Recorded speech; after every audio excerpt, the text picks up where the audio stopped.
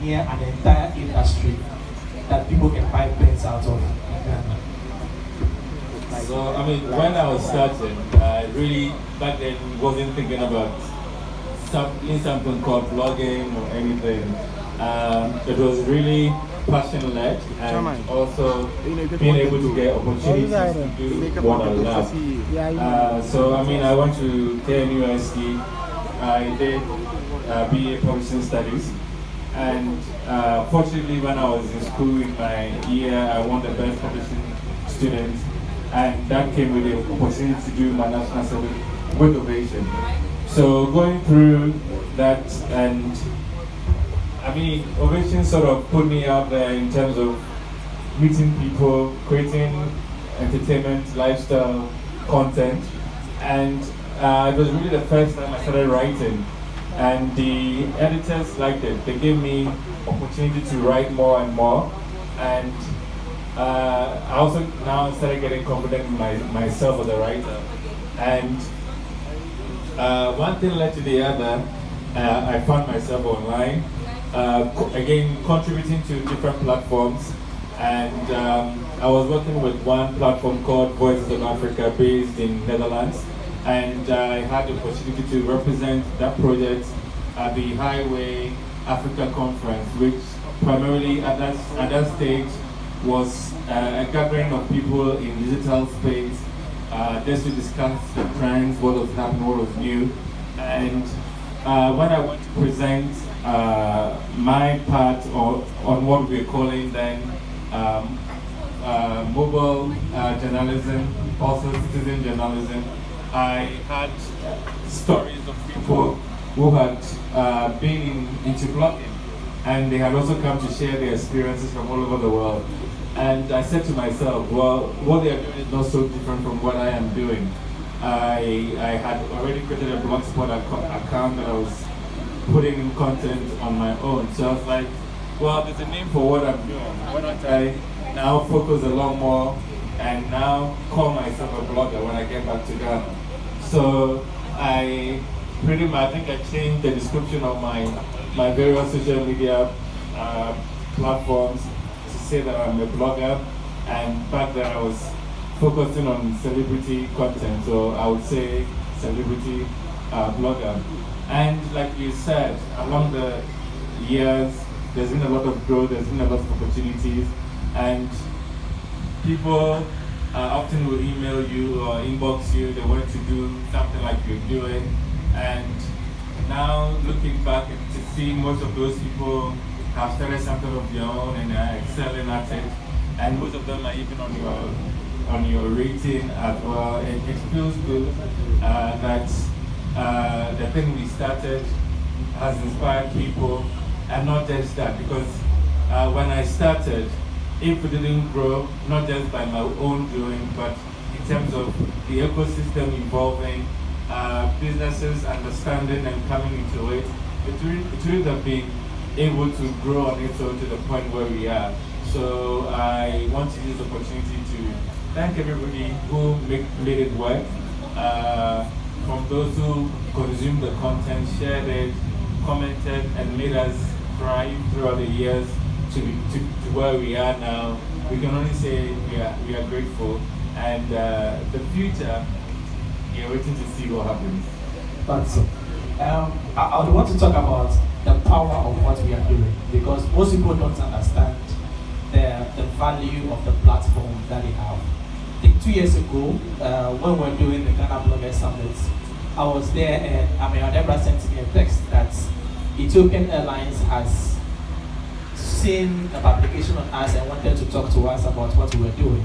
And through, them reading an article on Deberah.com, Ethiopian Airlines gave that summit a sponsorship. I think the wheels over here won a ticket to go to Dubai. Most people here don't know the power of the platforms that they have, so we feel intimidated. We don't want to express ourselves. How have we been able to express that kind of power and try to use it to inspire other people or try to execute other things, including maybe setting up Deberah Media? Well, like you said, I think it starts with the mindset and the thinking. when you think it's possible, you would work towards it. And I think I'm somebody, I have always wanted to excel. Although I'm very reserved, quiet, I am able to observe and see examples of what is working and what we can aspire to have also. Sometimes we live in an environment that doesn't allow for us to dream and aspire to be great, but those opportunities exist, and sometimes it will only come when you are ready to take it. So sometimes, as you said, we shouldn't think that we're just putting something on Facebook and getting people to laugh and be excited. We should know that we are onto something that gives us a voice. It gives voice and opportunity to others. And so when we understand what our contribution is to the whole ecosystem, then we will know how powerful we are. Because like you said, I've interviewed people and they've told me they've had investors come from Middle East just to come and meet them because of something they had seen. And for me, it gives me satisfaction that even if it doesn't put so much millions in my accounts, at least it's impacted. Today I was on the podcast and I was saying sometimes the littlest of them make me happy. If I give a shout out to somebody selling kinky and he's able to get 5-10 people to buy it, for me I think that is some impact, and I hold on dear to that. And when you see those impacts, it makes you aware that you wield some power, and I guess it encourages you to want to do more with that. I would want to touch on empowering people with the platforms that we have. You started with Deberah.com, and then you went ahead to create an entire media company out of it. And not just creating employment for yourselves, but employing other people to work with you. I mean, for I think 3 or 4 years now, consistently, for 5 years. I mean, a lot of us here would want to do blogs from just being websites to a media conglomerate or a platform that can have like lots of different faces. Do you have like anything that you can walk us through the steps? Well, there isn't so much a step, but I just pretty much share my experience.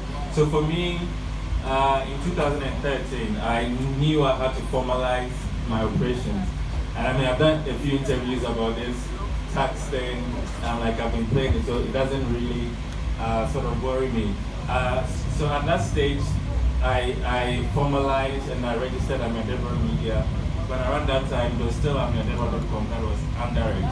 And just when I decided to now open up and work as a business, that was when other platforms from Europe were coming to Ghana, calls came, and so I had to put my plans of launching and employing people on the hold and go and start Pulse and lead that. So I started Pulse a bit, and then I left it, and then now the Genesis Technology people also coming to town, and so I left Pulse and now go and start Yen. So I did Yen a little over 2 years, and then I was like, when I left, it was now time to go back and do fully what I was doing. So it was around this time that I decided to now launch Ameyaw TV. And it was through Ameyaw TV that now I started employing again, and it exists as what it is now, that now I have people who don't only work on Ameyaw TV but also on the website. And for me, I think it's a blessing. Sometimes we want to do it, but because of challenges of how are we going to sustain it as a business. For a very long time, I was very comfortable doing everything by myself, and it will break my back sometimes. I know I would take my videos, I take my pictures, I write. Sometimes it got a little bit tiring, and I was looking, but then it's also because it was just that I wanted to hold on because there was money and I wanted to enjoy it all by myself. But it was also because I had built a brand that was in my name, in my voice, and so having other people work under it seemed a little bit untrue to the brand. and also unsure as to what if this people create content and it goes out, it doesn't reflect what I want. But I think at a point I was really ready, and I started with the right people, and I brought them in quickly to understand what we wanted to achieve, what I want to do, what I don't want to do, and they came in. And I think they've grown. I have one with me right now, Mr. V, the Rasta man. So I think they've all grown, they've all each gone on their own journeys, and we're going to where things are working gradual, because I went into setting up Ameyaw TV thinking that, hey, I've done Ameyaw.com, I'm successful, so the same thing should happen. But of course, there are two separate terrains, and it's taken us well over 5 years to build that, and also found our feet, and have to go to build on it year on, just as much as we built on Deberah.com. Okay. Was that a question? Yes. I mean, I'm sure we are all picking lessons from this. Oh, I mean, my last question before we give the opportunity to other people to come is about competition between Ghana and other African countries. We don't just want to become the best blogger in Ghana, but we want to become the best blogger that is known across the entire continent. And when you go to Nigeria, you have the KG, Deberah, all the Capet, and all those people. If you go to Tanzania, you have IOTV. What should we be doing here to grow our platforms, to have prominence, that we can have the opportunity to represent Ghana in other places? Yes. Again, I've been fortunate. I've been able to travel across the continent, and I've been able to meet a lot of these people, so there's some sort of relationship, or at least introduction for us to know each other. But I think it's also that mindset again. When you are building your platform, your brands, you build, it may be a local brand, but you are thinking globally, so that the way you're creating content, the way you are engaging with people represents that, and nears you to connecting with people outside of your immediate territories. There are lots of, especially now, people creating content. There's a lot of ways to collaborate. So I think I see the travel bloggers doing it, the cooking or food bloggers doing it. There's a lot of collaboration, and I think crossing borders only makes us more powerful, because imagine we have the United States of Africa, all these countries coming together. It's a big network. Of course, unfortunately, we are divided, even within Ghana, we are divided by tribes, blah, blah, blah. And if you travel along the continent even further, you realize there's a lot more limitation, from language to all of that. But I believe if we're able to cross borders, come together, it will be a beautiful thing that will reflect us. Because the good thing is we live in an era where now we are able to tell our own stories. And so a young boy from America who would have perhaps depended on a CNN to tell what Africa is to them, now can take up a phone, go on the internet and see for themselves. And we are those ambassadors when it comes to what everybody else is going to pick up about us. So it's important to find ways that we can collaborate, so that we have a strong, unique, beautiful voice to protect our countries and then our continent also. Okay, thank you so much. I'd want to give an opportunity to some people. You can show by hands if you are